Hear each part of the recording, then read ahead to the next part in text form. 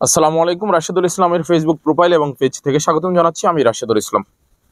প্রিয় দর্শক, স্বৈরাচাররা যতদিন ক্ষমতায় থাকে ততদিন মানুষ তাদেরকে ভালোবাসা দেখায়, ততদিন তাদের আনুগত্য করে মানুষ। যখনই তারা চলে যায় তাদের প্রতি ওই আনুগত্যটা আর মানুষের থাকে না, ওই ভালোবাসাটা থাকে না। কারণ কোনো না কোনো কারণে তারা তাদেরকে আনুগত্য করে অথবা তাদেরকে ভালোবাসে, সে ভালোবাসাটা প্রদর্শন করার জন্য চেষ্টা করে। যখনই জনগণ অথবা যারা তাদেরকে আনুগত্য করে এই শ্রেণী যখনই একটা সুযোগ পায় তখনই তারা তাদের মনের ক্ষোভগুলো জাগতে কিন্তু দেখা যায়।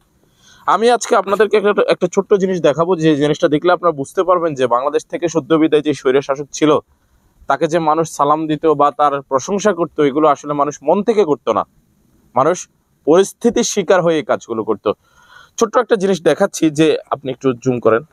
যে এখানে দেখেন, আমি আপনাদেরকে সেই জিনিসটা দেখাচ্ছি যে বিদ্যুৎ বিল, আপনারা সকলেই এই কাগজটা পান প্রতি মাসের শেষের দিকে।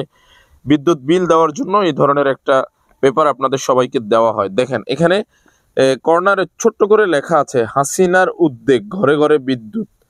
এই লেখাটার মধ্যে তারা হাসিনার নামটা কেটে দিয়েছে।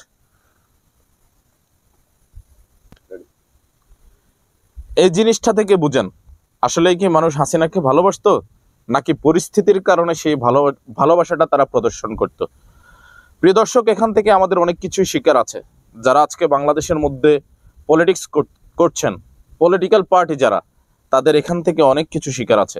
যদি আপনি শিখতে পারেন, দ্যাটস অয়েল অ্যান্ড বেস্ট।